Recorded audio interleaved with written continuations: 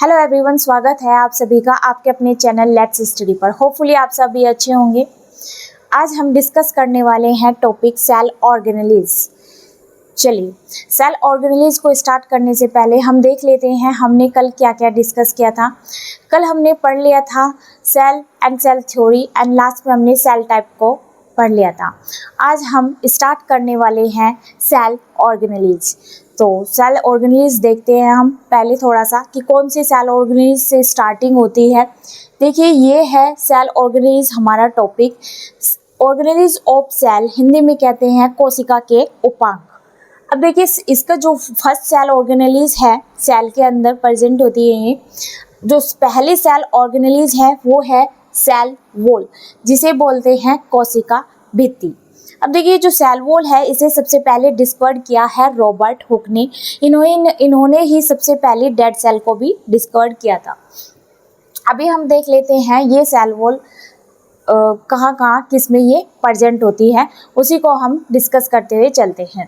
तो देखिए, ये जो सेल वॉल है ये प्लांट में, बैक्टीरिया में एंड फंगल सेल में ही प्रेजेंट होती है। इन तीनों के अलावा ये और किसी में प्रेजेंट नहीं होती है। यहाँ तक कि ये जो जंतु कोशिका होती है, हम ह्यूमंस है, एनिमल्स है, हम सब में ये सेल वॉल प्रेजेंट नहीं होती। तो ये प्रेजेंट किस में होती है? प्लांट में प्रेजेंट होती है, देन मैंने फंगल में बोला एंड मैंने बैक्टीरिया में बोला। इन तीनों में ये प्रेजेंट होती है। तो देखिए, पहले हम देख लेते हैं कि ये इन तीनों में प्रेजेंट तो होती है, लेकिन सेल वॉल ये कौन सी होती है उनका हम नाम देख लेते हैं। प्लांट के अंदर जो सेल वॉल होती है उसका ये जो सेल वॉल है ये किसकी बनी हुई है? प्लांट के अंदर सेलुलोज की बनी हुई है। किसकी बनी हुई है? सेलुलोज की बनी हुई है। सेलुलोज क्या है? एक पॉलीसैकेराइड। क्या होता है ये? पॉलीसैकेराइड। अब देखिए, दूसरा मैंने बैक्टीरिया का बोला था, बैक्टीरियल सेल। बैक्टीरियल सेल की जो सेल वॉल है वो बनी हुई है किसकी? पैक्टिन की। ये जो पैक्टिन की बनी हुई है, दूसरा इसका नाम मैं बोलूँ तो क्या होता है? इसका दूसरा नाम होता है पेप्टाइडोग्लाइकन्स। तो अब देखिए, पेप्टाइडो है, पेप्टाइडो में मीनिंग ये देखिए, एक तरीके से जो पेप्टाइडोग्लाइकन्स है उसमें पेप्टाइड बॉन्ड और ग्लाइकन्स का मीनिंग ग्लूकोज। ग्लूकोज के बीच में जो बॉन्डिंग होती है वो किसकी होती है? पेप्टाइड बॉन्ड की। इसलिए इसका नाम पैक्टिन का दूसरा पेप्टाइडोग्लाइकन्स भी होता है, पेप्टाइडोग्लाइकन्स। अब देखिए, फंगल सेल। ये जो फंगल सेल की सेल वॉल है ये बनी हुई किसकी है? काइटिन की। किसकी बनी हुई है? काइटिन की। ये भी क्या है? एक पॉलीसैकेराइड। अब आपने एक चीज कॉमन देखी होगी, सभी के अंदर प्रेजेंट है क्या? शुगर प्रेजेंट है। ओके, अब देखिए यहाँ पर ये जो प्लांट है इसकी सेल वॉल सेलुलोज की है, बैक्टीरिया की सेल वॉल पैक्टिन की बनी हुई है, फंगल सेल की जो सेल वॉल है वो बनी हुई है काइटिन की। और इन तीनों के अलावा ये और किसी में प्रेजेंट नहीं होती है सेल वॉल। अब हम इसके सेल वॉल के फंक्शन की देख लेते हैं कि सेल वॉल का फंक्शन होता क्या है। देखिए, सेल में सेल को एक तरीके से जो शेप मिलती है वो किसके थ्रू मिल रही है? सेल को शेप मिल रही है सेल की। क्या है? ये ऑर्गेनेलिज है। सबसे पहले ऑर्गेनेलिज क्या है? सेल वॉल है। बताया मैंने, इन तीनों के अलावा ये कहीं पर प्रेजेंट नहीं होती है। तो इन तीनों में देखिए, प्लांट को देख लेते हैं, बैक्टीरियल एंड ये फंगल, इन्हीं को हम बात करते हैं, इन्हीं की कर रहे हैं। तो देखिए, प्लांट को रेजिडिटी यानी प्लांट को मजबूती, प्लांट की जो सेल होती है उनको मजबूती देने का काम कौन कर रही है? ये सेल वॉल कर रही है।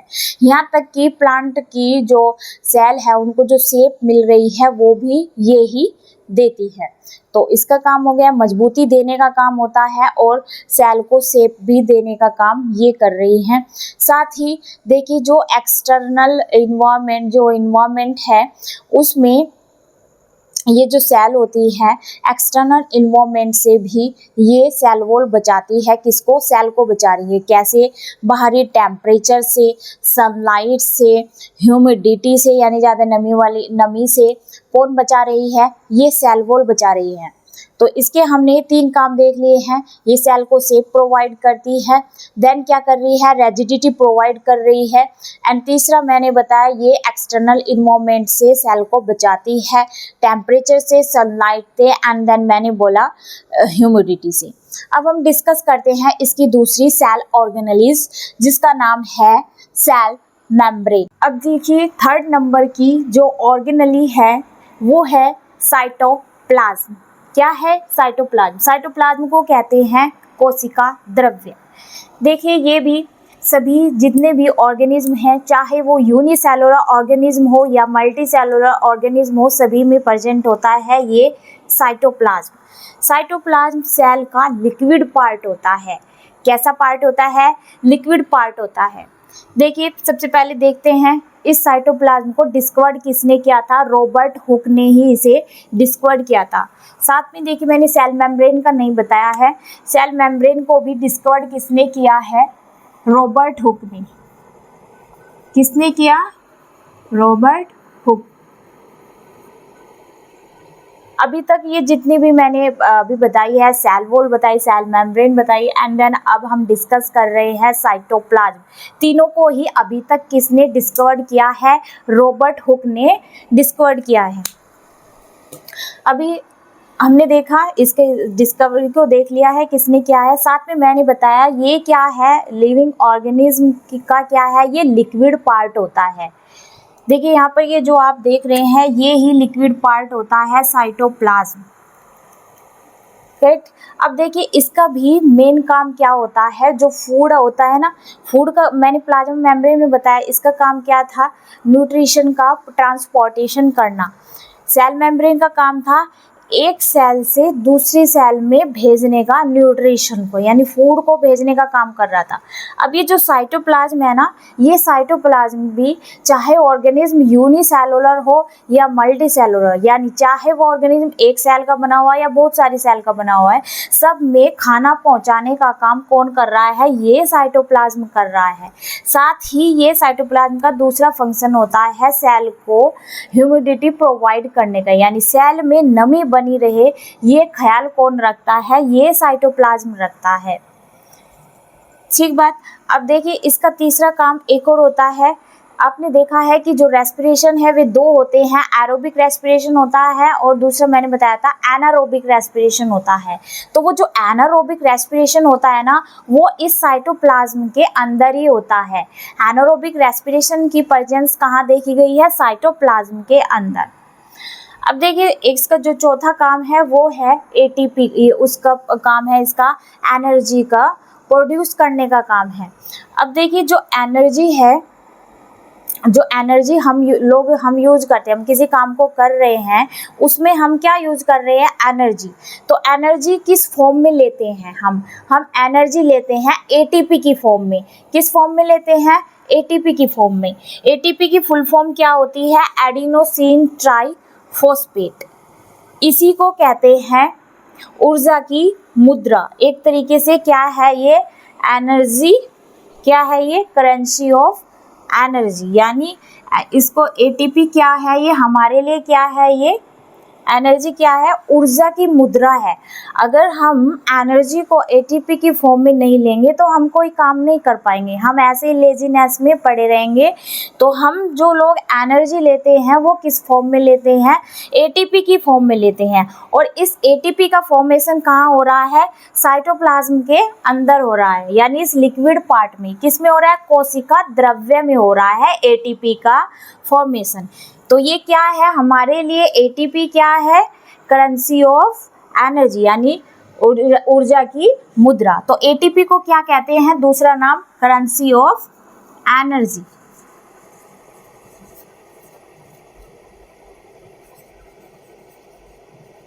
इसका एक और नाम है करेंसी ऑफ एनर्जी से अलग बायोलॉजिकल एनर्जी। इसे एटीपी को एक और नाम कहते हैं बायोलॉजिकल एनर्जी। ठीक है, तो ये क्या हुई? ये कंपोजिशन हुई यहाँ पर इसकी। हमने यहाँ पर ये डिस्कस कर लिया। ये मैंने अभी तक रखा हुआ है क्योंकि मुझे यहाँ पर इसमें डायग्राम में दिखाना था साइटोप्लाज्म को। ये लिक्विड पार्ट होता है। क्या क्या फंक्शन बताए? लिक्विड पार्ट होता है। क्या कर रहा है ये भी? कोई भी ऑर्गेनिज्म हो, चाहे वो यूनिसेलुलर हो, मल्टीसेलुलर हो, उनमें खाना पहुंचाने का काम कौन करता है? साइटोप्लाज्म करता है। एक सेल से दूसरी सेल में खाना भेजने का काम कौन कर रहा है? सेल मेम्ब्रेन कर रहा है। और देखिए ये दूसरा मैंने क्या बताया, सेल को नमी प्रदान करने का काम करता है। एनर्जी का फॉर्मेशन कहाँ हो रहा है? साइटोप्लाज्म के अंदर ही हो रहा है। चौथा मैंने बताया एनारोबिक रेस्पिरेशन कहाँ होता है? इस साइटोप्लाज्म यानी कोशिका द्रव्य के अंदर ही क्या होता है? Anaerobic respiration. अब हम चौथे नंबर की ऑर्गेनेली डिस्कस करने वाले हैं, जिसका नाम है न्यूक्लियस। ये है दूसरे नंबर की सेल ऑर्गेनेली, जिसका नाम है सेल मेम्ब्रेन। दूसरा इसका नाम हिंदी में क्या है? कोशिका झिल्ली। अब देखिए ये जो सेल मेम्ब्रेन होती है ना, ये सेल मेम्ब्रेन जंतु कोशिका में यानी एनिमल सेल में ये पहले नंबर की लेयर होती है। देखिए जो मैंने सेल वॉल बोली थी वो प्लांट सेल, फंगल एंड मैंने तीसरा बोला था फंगल हो गया, प्लांट हो गया और क्या रह गया? Bacterial cell. इन तीनों में प्रेजेंट बताई थी सेल वॉल। तो अब देखिए इन्हीं तीनों में ये जो प्लाज्मा मेम्ब्रेन है ये कौन से नंबर की लेयर होगी? ये दूसरे नंबर की लेयर होगी। और फर्स्ट नंबर की लेयर पूछा जाए कि जंतु कोशिका में यानी एनिमल सेल में पहले नंबर की लेयर, क्वेश्चन देखिए क्वेश्चन कैसे पूछा जाता है, पहले नंबर की एनिमल सेल में कौन सी लेयर होती है? तो वो आंसर क्या होगा? Plasma membrane. कौन सी होती है? Cell membrane. प्लाज्मा भी सही है, कहीं कहीं ऑप्शन में सेल की जगह पे क्या मिलेगा? प्लाज्मा आया हुआ मिल सकता है, तो वो भी सही है। आप किसको करेक्ट करोगे? प्लाज्मा को। वैसे मिलेगा क्या? Cell membrane. तो जंतु कोशिका में पहले नंबर की लेयर कौन सी है? Cell membrane. और अगर हम बात करें कि प्लांट, फंजाई एंड बैक्टीरियल में जो ये सेल मेम्ब्रेन है ये कौन से नंबर की लेयर है? ये दूसरे नंबर की लेयर है। पहले नंबर पर इनमें कौन सी है? Cell wall. सेल वॉल होती है परमेबल। सेल वॉल कैसी होती है? परमेबल। परमेबल का मतलब होता है ये सारा खाना बाहर भेज देती है, अपने पास नहीं रखती है। अब बात करें सेल मेम्ब्रेन की, आप इधर देख रहे हैं ये हैं दो, मैंने यहाँ पर ये दो सेल के मैंने स्ट्रक्चर बनाया यहाँ पर। अब देखिए ये सेल मेम्ब्रेन का काम क्या है? ये सेल मेम्ब्रेन होती है सेमी परमेबल। कैसी होती है? सेमी परमेबल होती है। सेल वॉल कैसी है? परमेबल। परमेबल का मतलब है कि ये सारा जो न्यूट्रिशन है इसके पास ये सारा बाहर भेज देती है। सेमी का मतलब है ये आधा बाहर भेजती है न्यूट्रिशन, आधा अपने पास रख लेती है। अब देखिए अगर सेल वॉल नहीं है किसी भी ऑर्गेनिज्म के पास, अगर उन तीन को छोड़ के प्लांट, बैक्टीरियल और फंजाई, उन तीनों को छोड़ के सेल वॉल अगर किसी के पास नहीं है तो काम चल जाएगा। लेकिन अगर ये cell membrane in plant, fungi, bacteria के पास ये नहीं होती है या दूसरे और भी सारे ऑर्गेनिज्म, तो वे ऑर्गेनिज्म मर जाएंगे, डेथ हो जाएगी उनकी। क्योंकि देखिए अगर ये सेल वॉल उनमें प्रेजेंट होगी तो ये तो न्यूट्रिशन सारा बाहर भेज देती है, ये अपने पास कुछ नहीं रखती। तो उससे क्या होगा? जब न्यूट्रिशन ही नहीं होगा ऑर्गेनिज्म के पास तो वे कैसे जिंदा रहेंगे? वे तो मर जाएंगे। तो वे मर जाएंगे। तो इस सेल मेम्ब्रेन का होना बेहद जरूरी होता है। अगर ये सेल मेम्ब्रेन नहीं होगी तो कोई भी ऑर्गेनिज्म जीवित नहीं रह पाएगा। तो इसका ये इम्पोर्टेंट रोल होता है। अब देखिए इसका काम क्या होता है? ये सेल में मेन फंक्शन इसका क्या होता है? सेल मेम्ब्रेन का इसका मेन फंक्शन होता है, क्या होता है? न्यूट्रिशन को एक सेल से दूसरी सेल में न्यूट्रिशन को भेजने का काम, यानी पोषक जो फूड है, एक तरीके से न्यूट्रिशन में क्या है? फूड है। फूड के अंदर और भी जो मिनरल्स वगैरह, वाइटामिन्स, कार्बोहाइड्रेट, प्रोटीन होते हैं, तो ये सेल मेम्ब्रेन क्या करती है? न्यूट्रिएंट का संचार करती है एक सेल से दूसरी सेल में। ये मैंने यहाँ पर दो सेल के डायग्राम बनाए, तो आप यहाँ पर देख सकते हैं ऐसे ये एक दूसरे से अटैच होती है सेल। सेल देखिए इस तरीके से अटैच होती है। ये बीच में जो मेम्ब्रेन है ये है सेल मेम्ब्रेन, जो कैसी है? सेमी परमिएबल है। कैसी है? Semi permeable. क्या कर रही है ये सेल मेम्ब्रेन? ये क्या कर रही है? न्यूट्रिएंट को भेज रही है दूसरी सेल में। ये इसका काम होता है सेल मेम्ब्रेन का। अब इधर देखिए ये जो सेल मेम्ब्रेन है ये बनी हुई है किसकी, लाइपोप्रोटीन की। किसकी बनी हुई है, लाइपोप्रोटीन को। उसको तोड़ के देखते हैं। लाइपो का मतलब लिपिड, लिपिड फैट का साइंटिफिक नेम है। तो ये लिपिड क्या है, एक तरीके से फैट है। क्या है ये, फैट है। प्रोटीन क्या है, प्रोटीन तो प्रोटीन है।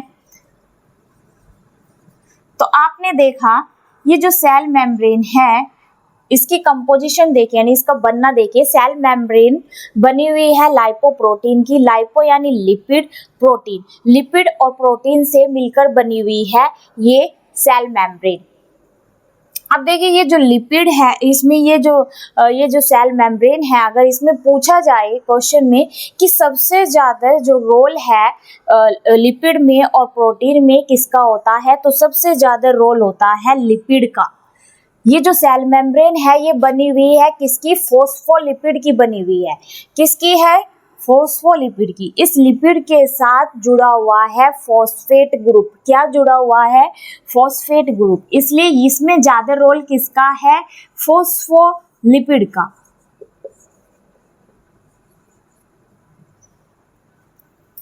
इसका रोल होता है। तो चलिए ये हमने देखा सेल मेम्ब्रेन को। अब थर्ड नंबर की सेल ऑर्गेनेली को डिस्कस करते हैं जिसका नाम है साइटोप्लाज्म। इस साइटोप्लाज्म को अब हम डिस्कस करने। अब देखिए ये चौथे नंबर की सेल ऑर्गेनेली है जिसका नाम है न्यूक्लियस। इसको कहते हैं केंद्रक, कहते हैं हिंदी में से केंद्रक कहते हैं। इसको देखिए डिस्कवर किसने किया, रॉबर्ट ब्राउन ने। अभी तक सारी सेल ऑर्गेनेली को डिस्कवर किसने किया था, इनको डिस्कवर किया था रॉबर्ट हुक ने, और इसको डिस्कवर किया है रॉबर्ट ब्राउन ने। अब देखिए इसमें मैंने एक पॉइंट लिखा है, it is a common name brain of the cell. दूसरा मैंने नाम दिया है सेंटर ऑफ द सेल। अब देखिए इसे ब्रेन ऑफ द सेल क्यों कहते हैं and centre of the cell क्यों कहते हैं। अब यहाँ पर एक डायग्राम देख रहे हैं, ये भी एक सेल का डायग्राम है। इसमें मैंने इस बार शो किया है साइटोप्लाज्म के साथ मैंने क्या शो किया है, यहाँ पर दिखाया है न्यूक्लियस को दिखाया है। अब देखिए मैंने कल के स्टार्टिंग में, कल के लेक्चर में बताया था प्रोकैरियोटिक यूकैरियोटिक को डिफ्रेंशिएट कैसे किया था, कि उसमें क्या देखा गया था, प्रोकैरियोट में अनडेवलप्ड न्यूक्लियस था, यूकैरियोटिक में कैसा था, डेवलप्ड न्यूक्लियस था। ये है एक यूकैरियोटिक सेल है। कौन सी है, यूकैरियोटिक सेल। तो इसमें जो न्यूक्लियस है वो वेल डेवलप्ड न्यूक्लियस है। अब देखिए न्यूक्लियस को जो सराउंड करती है मेम्ब्रेन, उसका नाम मैंने बताया था न्यूक्लियर मेम्ब्रेन। तो बाहर सराउंड कर रहे हैं न्यूक्लियर मेम्ब्रेन। न्यूक्लियर मेम्ब्रेन के अंदर होता है न्यूक्लियस, और न्यूक्लियस के अंदर प्रेजेंट होता है डीएनए। क्या प्रेजेंट होता है, डीएनए। ये बाहर आप देख रहे हैं न्यूक्लियर मेम्ब्रेन है, प्रेजेंट है इसके अंदर न्यूक्लियस, न्यूक्लियस के अंदर प्रेजेंट है डीएनए। आप यहाँ पर देख सकते हैं ये अंदर प्रेजेंट है डीएनए। अब हमें देखना है, हम डिस्कस कर रहे हैं न्यूक्लियस को। अब देखिए ये जो न्यूक्लियस है इसको ब्रेन ऑफ द सेल क्यों बोले हैं। देखिए हमारी सेल के अंदर जितनी भी क्रियाएं हो रही है उनको कंट्रोल यानी उनको नियंत्रित करने का काम कौन कर रहा है।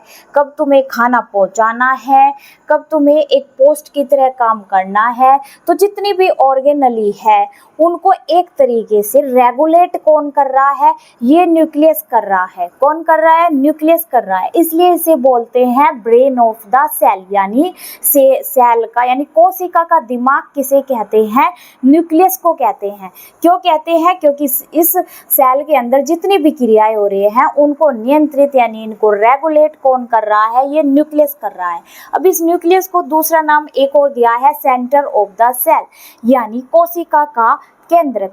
इसे कोशिका केंद्रक बोला है। इसका मतलब ये नहीं है ये न्यूक्लियस इस सेल के मध्य में प्रेजेंट होते हैं यानी सेंटर में प्रेजेंट होते हैं, नहीं। आप देखिए इधर ये साइड में प्रेजेंट है, ये सेल के बिल्कुल सेंटर में प्रेजेंट नहीं होता न्यूक्लियस, लेकिन फिर भी इसे बोला है सेंटर ऑफ द सेल। क्यों बोला है, क्योंकि देखिए इस सेल के अंदर जितनी भी सेल ऑर्गेनली है वे सब इसके चारों ओर, इसके इर्द गिर्द घूमती है। किसके घूम रही है, न्यूक्लियस के चारों ओर। इसीलिए इसे बोला है, क्या बोला है, सेंटर ऑफ द सेल। क्यों बोला, क्योंकि सारी ऑर्गेनलीज ये मध्य में प्रेजेंट ना होते हुए भी इसके चारों ओर घूमती है। और वहीं से ये अपना सारा काम करती है। क्यों क्यों क्यों घूम रही है, इसी कारण इसको क्या बोला है, सेंटर ऑफ द सेल, क्योंकि सारी ऑर्गेनेली ने इसको घेरा हुआ है। अब इसके अंदर एक चीज आप देख रहे हैं, एक जेनेटिक मटेरियल प्रेजेंट है जिसका नाम है डीएनए। देखिए ये जो डीएनए है, डीएनए के पास क्या होते हैं, जीन्स प्रेजेंट होते हैं। इन जीनों के कारण ही इसे कहते हैं जेनेटिक मटेरियल बोलते हैं, क्योंकि इसके अंदर जीन्स प्रेजेंट है। ये है जेनेटिक हब। जेनेटिक हब क्यों कहते हैं, क्योंकि इसके पास जीन्स प्रेजेंट होते हैं, और ये जीन्स ही क्या होते हैं, ये जो जेनेटिक मटेरियल, ये जीन्स है ना, ये ही इन्हीं का ही सबसे बड़ा रोल होता है। देखिए कैसे एक जनरेशन से दूसरी जनरेशन में क्या ट्रांसफर होता है, जेनेटिक मटेरियल ट्रांसफर होता है, जिसे कहते हैं डीएनए। अब देखिए अगर हमारी सेल के अंदर ये न्यूक्लियस प्रेजेंट नहीं होता तो ये जेनेटिक मटेरियल कैसे ट्रांसफर होता, फिर कौन ट्रांसफर होता जेनेटिक मटेरियल में, डीएनए कैसे ट्रांसफर होता। अब देखिए सेल के अंदर न्यूक्लियस का होना कितना बड़ा इम्पोर्टेंट रोल है इसका। अगर ये नहीं होता तो ये जेनेटिक मटेरियल भी ट्रांसफर नहीं हो पाता, क्योंकि न्यूक्लियस के द्वारा ही ये डीएनए ट्रांसफर होता है। और इनको जेनेटिक मटेरियल को एक तरीके से जो इसके कैरेक्टर को एक मनुष्य से दूसरे मनुष्य में जो कैरेक्टर पहुंचते हैं वे पहुंचते हैं इस डीएनए के द्वारा ही पहुंचते हैं। रोल किसका है इसमें, डीएनए को कराने में इस न्यूक्लियस का रोल है। तो ये हमने यहाँ पर डिस्कस कर लिया है न्यूक्लियस ऑर्गेनेली को। देखिए इससे पहले जो हमने डिस्कस किया था ऑर्गेनेली साइटोप्लाज्म, उसका मैंने कंपोजिशन नहीं बताया था। तो देखिए ये कैसा था, एक लिक्विड पार्ट था सेल का। अब देखिए यहाँ पर ये जो वाटर है, सबसे ज़्यादा रोल इसमें किसका प्रेजेंट होती है, जो देखा गया है कंपोजिशन साइटोप्लाज्म जो बना है वो वाटर की हेल्प से बना है। दूसरा इसमें साल्ट भी प्रेजेंट होता है और कुछ ऑर्गेनिक कंपाउंड भी प्रेजेंट होते हैं। ऑर्गेनिक कंपाउंड में मैं बात करूँ तो फैट, प्रोटीन, विटामिन्स, मिनरल्स ये सब प्रेजेंट होते हैं। तो ऑर्गेनिक कंपाउंड भी इसमें प्रेजेंट होता है। किसमें प्रेजेंट है, साइटोप्लाज्म ऑर्गेनेली में। इनकी हेल्प से ये बना है और सबसे ज़्यादा रोल है इसमें वाटर को, इसलिए ये लिक्विड है। तो हमने यहाँ पर लास्ट जो अब सेल ऑर्गेनेली डिस्कस की है वो है न्यूक्लियस। तो मैं उम्मीद करती हूँ ये सभी को वीडियो आज समझ आया होगा सभी को अच्छे से। तो मिलते हैं फिर नेक्स्ट वीडियो में। If you understood this video then please like, subscribe and share to my channel and thank you so much.